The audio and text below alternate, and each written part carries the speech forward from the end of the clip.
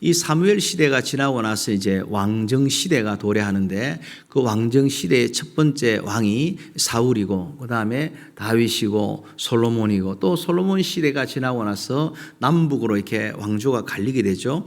북이스라엘의 여로보암과 남유다의 르호보암이 이렇게 왕으로 득세하면서 쭉 역사가 이어지게 되는 것입니다. 그럴 때에 이 사무엘상은 바로 그와 같은 마지막 선지자 사무엘 시대를 갖다가 이야기하고 있는데요. 여기서 우리가 두 가지를 생각합니다. 이 사무엘의 집안을 보면은 아버지 이름이 엘가나 또 엄마 이름이 한나, 그죠? 아들이 뭡니까? 사무엘이죠. 그런데 이 집안을 한마디로 말하면 참 이렇게 그냥 어찌 보면 이렇게 콩가루 집안 같은 그런 집안이죠. 엄마가 둘이고 또 이렇게 거기에 이복 형제들이 있고 거기다가 이제 두 엄마 사이의 사이가 좋지가 않고 거기다가 아버지는 이걸 어떻게 조정이 잘 안 돼 가지고 이러지도 저러지도 못하는 그런 가정 가문이 사무엘 집안이라는 거예요. 근데 그런 사무엘 집안으로부터 이 왕정 시대 하나님의 그 왕정 시대를 왜 열어주십니까? 이 왕정 시대가 쭉 지나고 나면 나중에 다윗의 자손 예수 그리스도께서 거기 태어나셔야 되기 때문에 그 왕정 시대를 쭉 이래 열어가시는 거죠. 그리고 질문해 볼 수 있습니다. 왜 하필 이 문제 많은 집안을 갖다가 이게 first에 이렇게 두었을까 생각해 보는 거죠. 이유는 뭘까요? 첫 번째는 뭐겠습니까? 그 문제 많은 가정이 그 왕정 시대 하나님의 역사의 계보를 이어가는 첫 번째로 둔 이유는 이것은 사람의 어떤 잘난 가문, 명문 가문, 훌륭한 가문, 세상적으로 잘난 가문이 아닌 데서 은혜가 시작이 된다. 이걸 보여주시기 위함이에요. 하나님의 은혜는 어떤 면에서 더 가난하고 힘들고 지치고 상하고 그래서 자기 스스로 할 게 없는 완전히 바닥을 치고 있는 그런 상태에 사실 하나님의 은혜가 부어질 때에 그 은혜로 말미암아 무엇이 나타납니까? 하나님의 영광이 최고로 이렇게 드러나게 되는 거죠.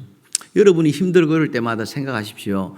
이 어려운 순간에 하나님을 포기하지 아니하고 하나님 영광을 구하면은 하나님이 더 위대하게 축복하여 주실 것이다. 그래서 이 문제 많은 가정으로 출발했다는 것은 은혜로 말미암아 이것은 이 왕정은 이어져 간다라는 거예요.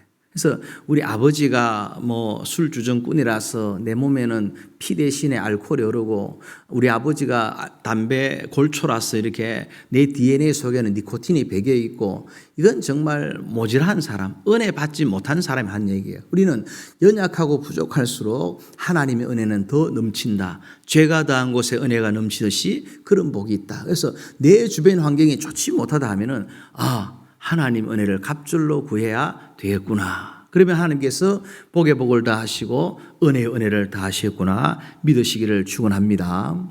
두 번째는 또 왜 이 사무엘 가정을 먼저 왕들이 나타나기 전에 먼저 두었을까 하면요. 이유는 하나님 앞에서 왕도 중요하지만 권세를 잡은 왕들도 중요한 진짜 중요한 것은 뭐냐? 말씀이 중요하기 때문에 그런 거예요. 그래서 그 왕들인 사울, 다윗, 솔로몬 또 왕들이 쭉 이어지지만 그 모든 왕에 앞서가지고 누가 있어야 되냐? 하나님 말씀의 선지자가 분명히 있어야 한다는 거예요.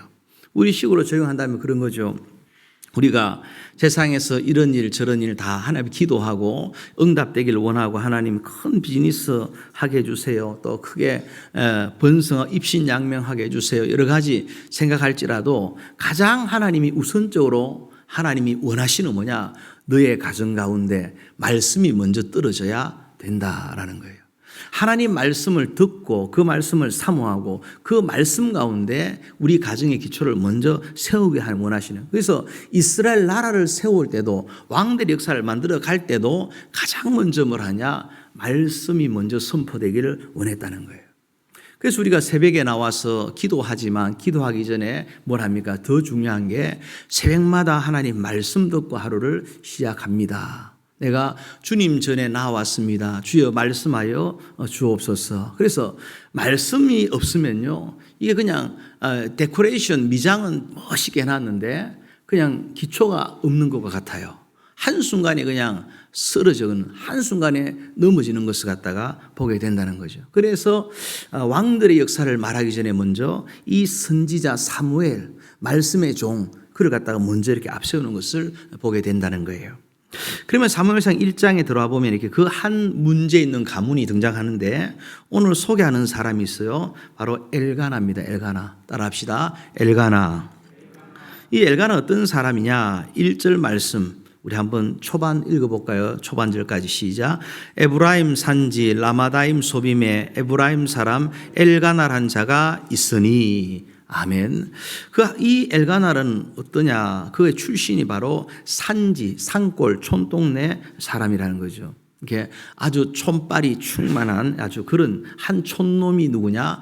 이게 엘가나라고 말하게 되는 거예요. 또 그 엘가나는 또 어떤 사람이냐?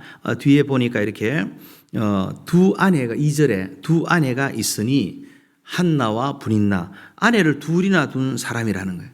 그러면서 이 한나는 애를 못 낳는데 브닌나는 쑥쑥 잘 낳으니까 집안이 항상 시끄러운 왜냐 질서가 안 잡혀 있으니까 그래서 한나의 이름이 먼저 나오는 걸 보면은 한나가 이 first라는 거예요. 그래 브닌나가 세컨인데 이 브닌나로 말미암아 낳은 아이들로 인해서 집안이 항상 조용할 날이 없는 왜 그럴까요? 그런 말이 어디 있습니까? 바로 이렇게 6절 말씀 보니까 그 대적 브닌나가 대적이라고 말해요. 아니 같이 이렇게 사이좋게 살면 되는데 그게 아니라 대적을 한다는 대적자라는 거예요. 이것은 원수처럼 한나를 괴롭힌 인물이 브닌나라는 것을 말하죠. 그가 한 일이 뭐예요? 심히 격동하여 번민케 하더라. 격동한 upset, 속을 갖다 뒤집어 놓을 만큼이나 공격했다는 거죠. 이유는 뭐냐? 자기는 할 걸 다 했다는 거예요. 이 여자는 아이를 낳지 못하고 이 율법으로 말하면 애를 낳지 못하는 여자는 죄를 지은 과 진배가 없는데 이 여자를 갖다가 남편인 엘가나가 더 사랑하고 그를 더 챙겨주고 그를 더 배려하니까 그게 이제 성질이 나서 뭘 합니까? 이 브린나가 갑절로 한나가 갑절로 받는 만큼 갑절로 한나를 갖다 공격하는 것이 대적 브린나였다라는 거죠. 집안이 영 엉터리 같은 그런 배지밀 가정입니다. 그죠? 근데 불구하고 어떠냐? 1절 후반절 보시면요. 그는 여로함의 아들이요 엘리후의 손자요 도후의 정손이요 수읍의 현손이더라 이래요. 그래서 뭡니까? 이 조상들 이름이 쭉 나오는데 그 가운데 물론 사무엘 때문에 나오는 거예요. 사무엘 때문에 나오지만 그러나 이 본문을 시작하면서는 엘가나 때문에 이름들이 쭉 등장하는 것을 봐. 엘가나로 시작해서 쭉 올라가는 것을 보는 거죠. 엘가나 아버지가 여로함이고 할아버지가 엘리후고 할아버지 정조 할아버지가 도후고 또 고조 할아버지가 수읍이라 이렇게 말하게 되는 거죠. 엘가나에 대해서 또 하나 아는 것이 뭡니까? 이 사람은 아주 시골 산골 촌놈에다가 또 여자를 둘이나 이렇게 부인으로 두고 있고 집안에 시끌로알이 없음에도 불구하고 이 엘가나가 이렇게 집안을 일으키는 한 사람이라는 것을 우리가 짐작하게 되는 겁니다. 왜냐하니까 이 엘가나 때문에 이 할아버지, 아버지, 정조 할아버지, 고조 할아버지까지 이름이 다 성경에 등장하기 때문에 그런 것이죠. 그러니까 이를 보면은 엘가나 한 사람이 잘 돼가지고 가문이 벌떡 일어났다는 것을 알게 됩니다. 우리가 여기서 우리가 알 수 있는 뭐냐? 촌놈이 잘 되는 법을 우리가 알게 됩니다. 아주 깡촌에 산골에 살아도 가문을 세우는 방법이 있음을 갖다가 이 엘가나처럼 알게 되는 거죠. 그러면서 우리가 이 엘가나를 보면서 가문 전체가 잘 되고 가문의 이름이 벌떡 일어나기 위해서는 뭐가 필요한가 보면은 이 비밀을 깨닫고 아는 한 사람이 중요하다는 것을 알게 되는 거예요. 한 사람이 중요하면 한 사람이 나타나면 엄청난 역사가 있는 거죠. 저희 아버지 동네가 이렇게 경북 칠곡군 가산면 심곡동인데 유명한 인물이 없어요. 주로 이제 뭐 사촌 육촌들 간에 보면은 제일 잘된 사람이 육사 간 사람, 그 다음에 서울대 간 사람 뭐 그 정도이고 별로 특별하게 대단한 인물이 없어요. 근데 어머니 쪽으로는 이렇게 보면은 어머니 고향이 경북 선상군 해평면 명곡동인데 거기는 외조부가 이제 스당 선생님을 이렇게 하셨고 돌아가실 때는 기독교 장으로 교회에서 아주 이렇게 크게 하셨다 그래요. 근데 그 가운데 이제 저는 알지도 못하지만은 어머니 오촌 쪽으로 해서 유명한 분이 한 분 나타났어요. 그분이 이제 허주라는 이렇게 킹메이커라고 이제 김윤한 씨라는 분이 있었어요. 제가 이제 군대에 갈 때도 아는 사람, 5급 이상으로 아는 사람 적을 할 때 김윤환 이렇게 적고는 갈로 열고 어머니 오촌 아재 이렇게 적었더니 제가 아마 이렇게 우수한 성적으로 합격을 한 것 같아요. 어쨌든 간에 그 지역 전체가 달라졌어요. 그 선산 해평이라는 곳이 있는데 이번에 거기가 장천이라는 곳이 있어요. 그 장천이라는 곳에 오상중고등학교라는 데가 있거든요. 그 한국 가신 분 있으시면 장천에 가면 그 주차장 뒤에 오복반점이라고 거기에 해물 짬뽕이 아주 맛있는데 이번에는 가니까 가는 날이 장날이었어요. 그래서 꼭 가려고 이제 막 아침부터 굶다시피 하고 갔는데 결국에는 문이 닫혀갖고 먹지는 못하고 이렇게 왔는데 나중에 우리가 다 같이 제 꿈이 하나 있다면 우리 어르신들 다 모아가지고 관광버스 대절해가지고 대한민국을 한번 투어해보는 게 꿈이에요. 그러면 앞에 마이크 잡고 위장로님 막 노래도 부르시고 막 이렇게 하면 얼마나 재밌을까. 그날이 속히 오리라. 그날이 언제쯤 될까 생각해보면 대략 위장로님이 시온에 들어가는 날 아니겠나 이 생각이 들어요. 그때 되면 이제 지난번에 이제 우리 어르신들 30년을 미국에 살아도 나이아가라 폭포를 못 갔다 해서 집사람과 제가 이제 2박 3일 동안 43시간 운전해서 6분 모시고 나이아가라 갔다 왔는데 엄청 행복했어요. 엄청난 추억이더라고요. 어른들하고 여행하는 게 제일 편해요. 왜냐, 딴 얘기가 없어요. 이거 해달라, 저거 해달라 말이 없어요. 몇 시에 모입니다 하면 딱 모여요. 먼저 와 계세요. 한 30분 일찍. 그래서 아주 이렇게 편한데 그런 걸 한번 해보고 싶다는 생각이 들어요. 근데 이번에 가니 그 오상 중고등학교도 완전 시골 중고등학교인데 거기서 이 학교에서 그 서울대 가는 아이들이 거의 10명에 달한다고 동네 소문이 났어요. 왜냐, 한국에 온갖 대학 가는 방법이 얼마나 많은지 자사고인가 특목고인가 이런 거 해가지고는 그렇게 이제 대학을 가는 그게 된 거예요. 그 오상 중고등학교 세운 분이 누구냐? 김윤환 씨예요. 어머니의 오촌 아재. 그분이에요. 그 한 분이 일어나니까 전혀 얼굴 본 적도 없는 저까지도 이렇게 조그만 혜택을 받았다라는 생각을 하게 되는 것이죠. 그 아프리카 오지에서 오바마가 예전에 대통령이 되니까 할머니가 CNN 방송에 나오잖아요. 그 케냐에서 막 흙뜸에다가 막 지푸라기 속에 막 이렇게 살면서 할머니가 CNN 방송국 앞에 딱 서가지고 이렇게 인터뷰하는 걸 기억하지 않습니까? 그러니까 다시 말하면은 집안이 좀 문제가 있고 좀 허스룩하고 소망이 없어 보여도 그 한 놈이 있으면은 놈이라면 그렇고 그죠. 딸들도 있는데 한 사람이라도 반듯하고 분명하고 한 사람이라도 온전하게 하나님 축복을 입을 만한 통로 그 문이 될 수 있다면은 그 집안은 축복된 집안이다 말하겠죠. 그러나 반대로 그렇게 자식들이 많아도 집안에 가문을 일으킬 만한 집안을 일으킬 만한 이런 사람 한 명도 없다면 그것은 굉장히 비극적이다 말하게 된다는 거죠. 그래서 우리는 뭘 합니까?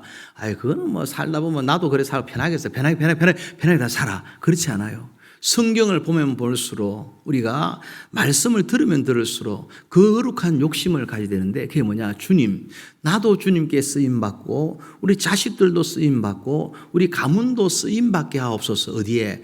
하나님께 쓰임받는 가문 세우게 하옵소서. 기도할 수 있을 줄로 믿습니다. 그래서 성경이 말하잖아요. 네 자식의 자식을 볼 것이며 시온에서 그 복이 나올 것이다. 그래요.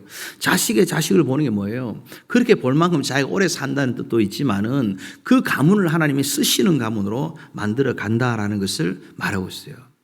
그럼 우리가 어떻게 하면 엘가나 같이 고조 할아버지까지 벌떡 일어나는 그런 이렇게 인물이 될 수 있을까? 엘가나처럼 하면은 첫 번째는 뭡니까? 예배 중심의 삶을 살아야 한다라는 거예요.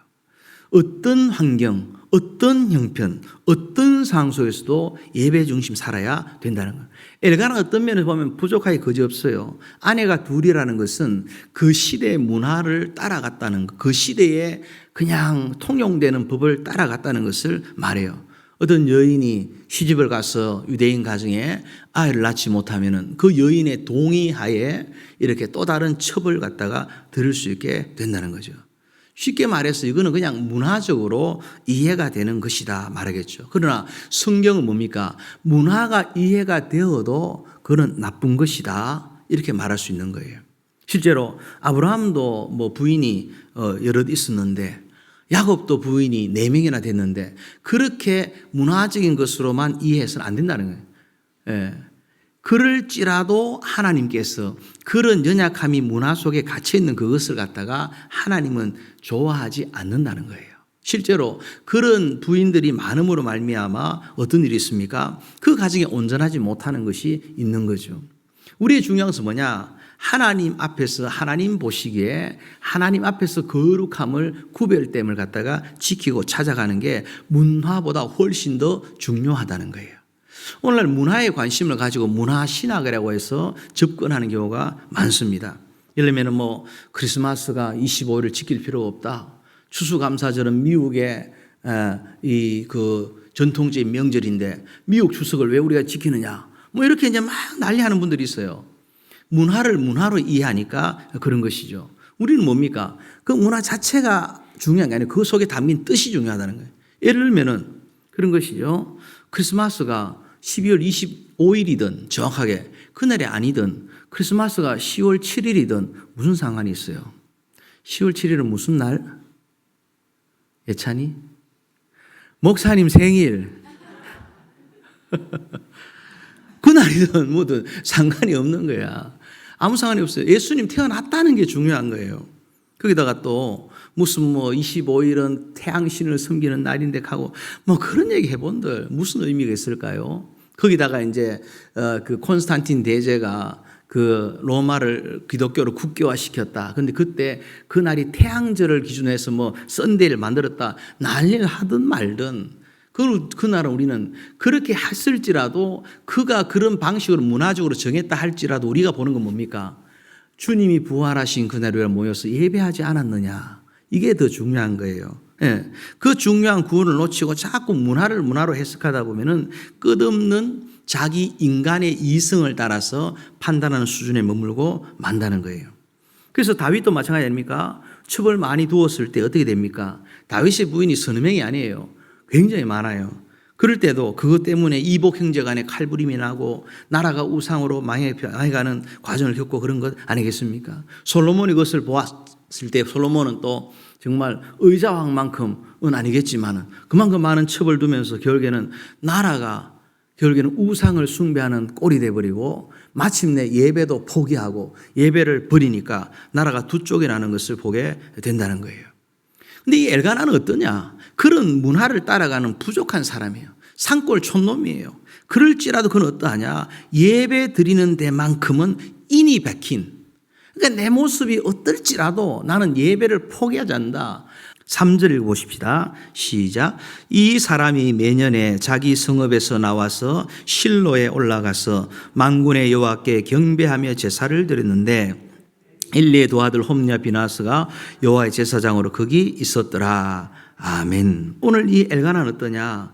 자기가 산골 촌놈에다가 부인은 둘이가 있고 집안에서 매일 냄비뚜껑 솥뚜껑이 날아가서 깨지고 여자들끼리 머리 끄댕이를 잡고 싸우고 그리스도 뭘 하냐? 자기가 하나님 앞에 매년 죄를 꼬박꼬박 드릴 만큼 7번 큰 성회가 있을 때마다 계속해서 올라갔다는 것을 알게 되는 거예요.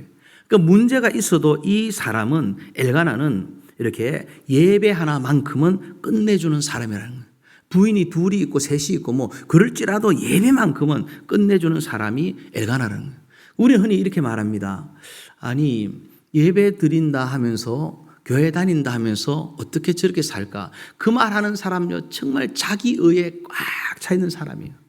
저는 그렇게 말하면서 교회를 비판하거나 다른 사람을 정죄하거나 자신이 신앙생활을 하지 않는 그런 엉터리보다 문제가 아주 많아도 저 사람 진짜 문제 많고 죄인이고 과거 어땠고 결혼을 갖다 손가락에 5번 꼽을 만큼 했을지라도 그 사람이 주님의 교회 앞에 나와 예배 드릴 때 하나님은 그 사람을 통해서 축복하는 은혜가 있는 줄로 믿습니다. 할렐루야. 우리가 그걸 갖다 생각을 해야 되는 거죠. 그거 얼마나 예배를 잘 드렸는가 보세요. 2절, 3절 하반절에 보니까 엘리의 두 아들 홈리와 비느하스가 여호와의 제사장으로 거기 있었더라 그래요. 이 엘리 목사님의 두 아들이 홈리와 비느하스인데 엄청나게 나쁜 짓을 하는, 엄청나게 하나님 앞에 죄를 짓는 그런 인생으로 소문이 온 유대 땅에 쫙 나 있는 그런 가운데도 그가 뭘 합니까? 실로에 올라가서 실로가 어디냐? 바로 하나님의 법궤가 있는, 오늘로 말하면 실로는 교회를 말해요. 성전을 말해요. 거기로 꾸역꾸역 올라간 사람이 누구냐? 바로 엘가나였다는 거예요. 예배를 생명처럼 사랑한다는 거예요.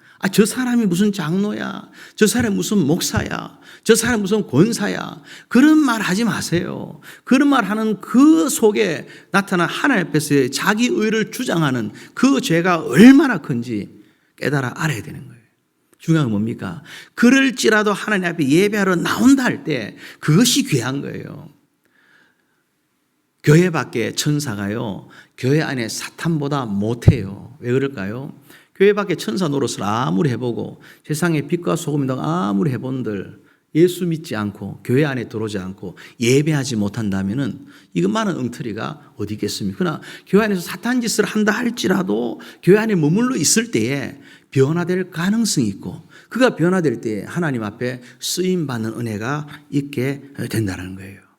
그런데 오늘 엘가나가 어떠냐? 그는 행편없는 부족한 사람인데도 불구하고 어떠냐? 당장의 눈앞에 엘리가 목사님이면 홈리 비나와서는 부목 사택인데, 그럼에도 불구하고 끝까지 교회에 나오는 무서운 사람이 누구였느냐? 이 엘가나였다는 거예요.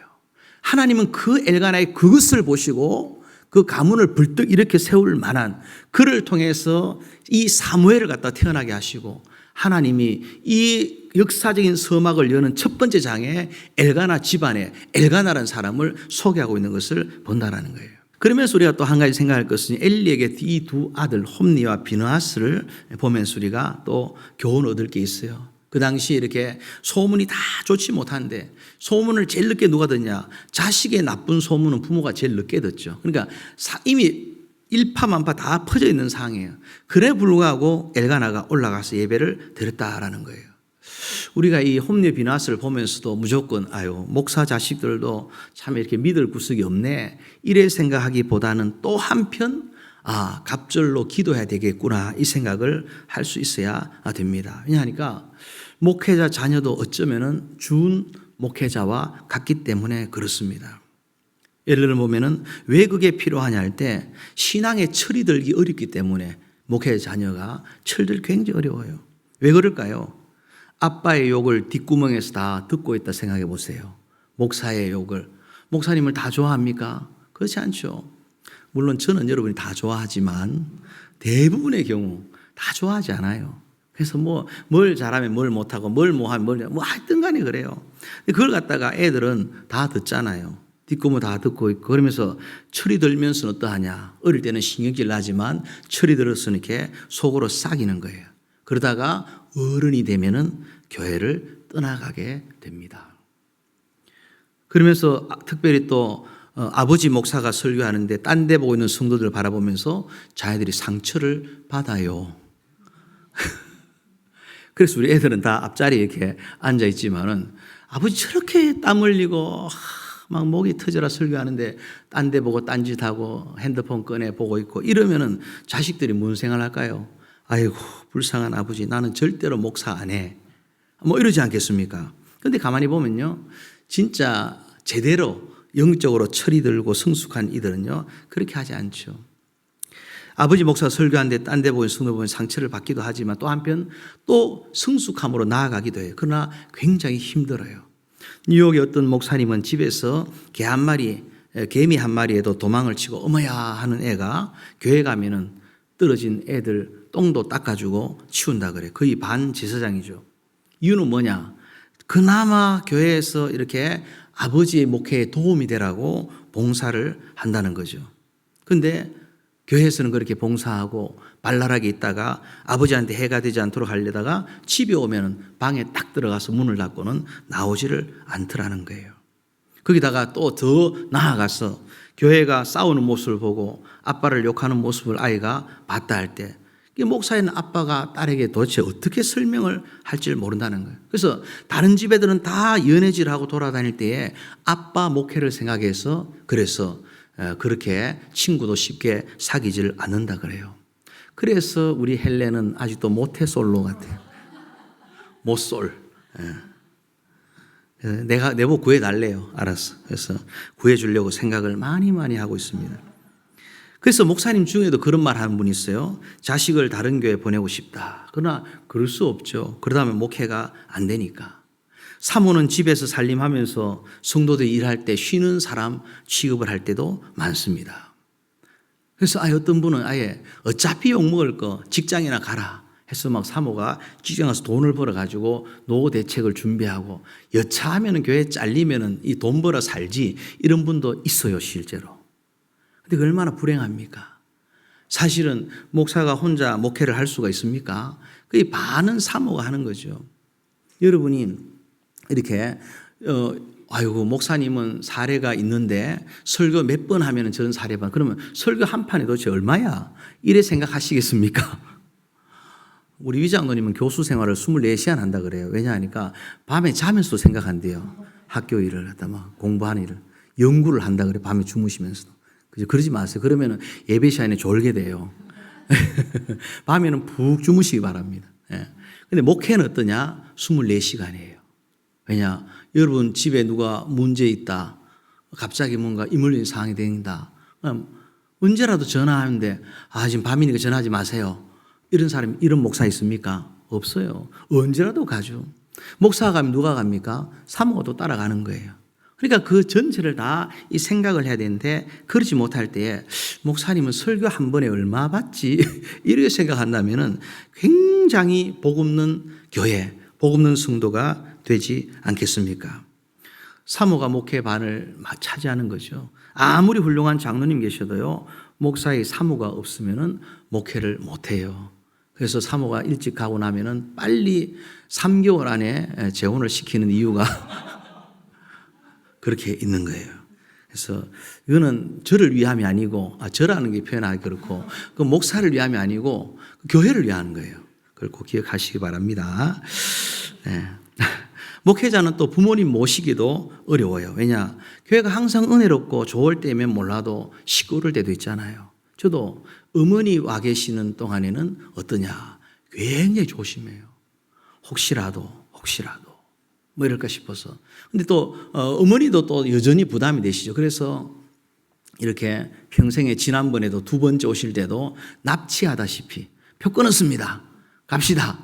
이래가지고 이렇게 왔어요. 근데 저희 어머니가 기도 제목 하나 부탁할 것은 이렇게 아마 췌장암이신 것 같아요. 그래서 이제 23일 날 수술을 어찌 할지 또 어떻게 이 시기를 정할지를 갖다가 보시게 돼요.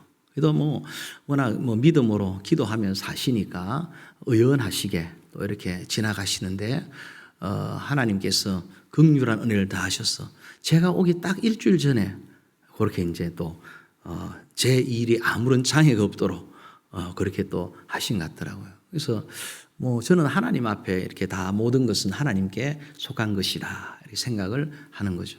그래도 23일 날 의사를 만나가지고 좋은 이렇게 수술 방법을 알고 또 별일 없도록 그래서 또 오래 사셔가지고 한 번 더 오시면 좋겠다 이 생각을 하는 3번까지 하는 건 3번 이상 하는 건 조금 무리인 것 같은 게 확실한 것 같고요.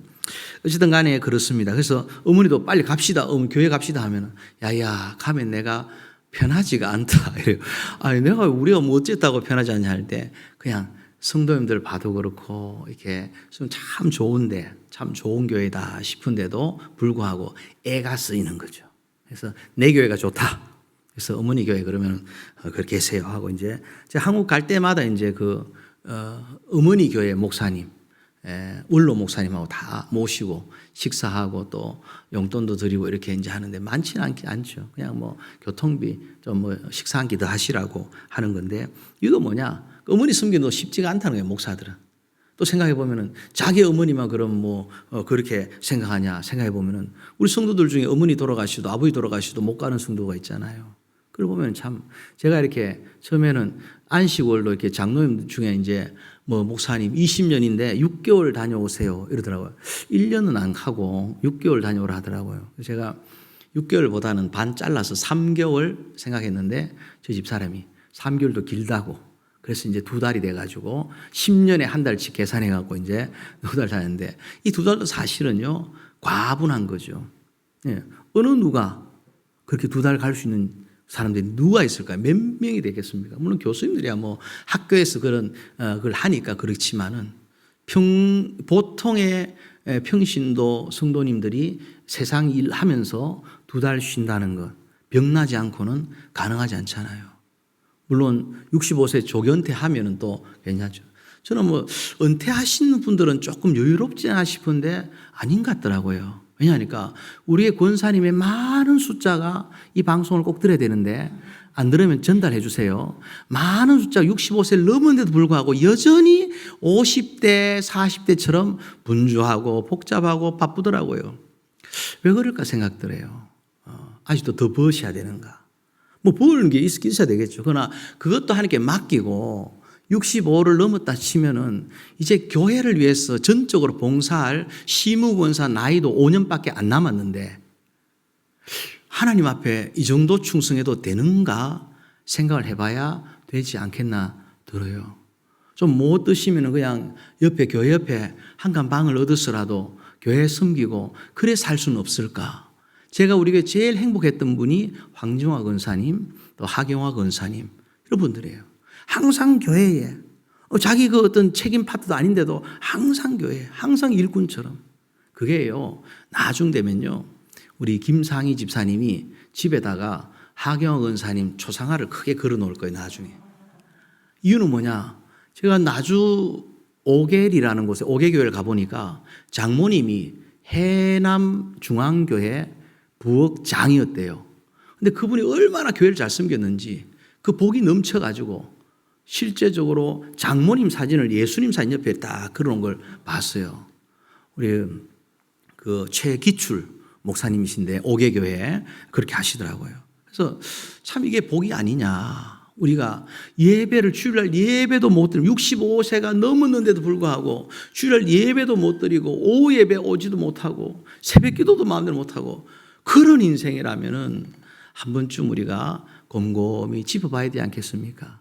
짧고 요하는 인생 가운데 어느 순간 저희 모친이야 그런 이제 판정이 있어도 이제 초기니까 진짜 뭐 MRI로 요만한 2cm 미만의 것을 발견한 거예요. 얼마나 럭키한 수술할 수 있다는 것만으로도 땡큐 럭키한 아주 뭐 은혜인 천재 이루다 이렇게 표현하더라고요 의사가. 근데 불구하고 어머니가 워낙 약하시니까 그게 걱정이 이렇게 되는 거죠. 어느 날 그런 이제 병이 턱 나타났다 할 때 언제 주님 부르셔도 나는 갈 준비되어 있습니다 라고 말할 만큼 신앙생활, 교회생활, 봉사생활, 예배생활이 과연 온전한가. 그래서 그렇게 살아가지고 나중에 천국을 가고 난 뒤에도 엘가나처럼 미세스 엘가나처럼 여자 엘가나처럼 그렇게 남은 흔적들을 자식들에게 줄 수가 있을까. 자식들이 손주 손녀가 생각하는 거예요. 우리 정조 할머니가 우리 정조 할아버지가 예수를 잘 믿어가 우리가 이래 복을 받는다. 그 말을 과연 자손들이 할 만한 신앙생활을 우리 어른들이 하고 있는가 생각을 해 봐야 한다는 거죠. 결국엔 무엇이 문제일까요? 내가 그 복을 누리지를 못하는 거예요. 엘가나처럼 이렇게 죄가 있어도 촌놈이라 볼품이 없어도 부인을 둘씩이나 두고 자식도 제대로 얻지를 못해도 또 믿음이 부족해도 그럼에도 불구하고 예배에 인이 박힌 그런 사람이 될 때 하나님께서 나는 하늘이 두 쪽이 나도 나는 예배대로 올라간다 이렇게 될 때 하나님이 그를 통해서 가문을 이렇게 세우는 것을 보게 된다는 거예요.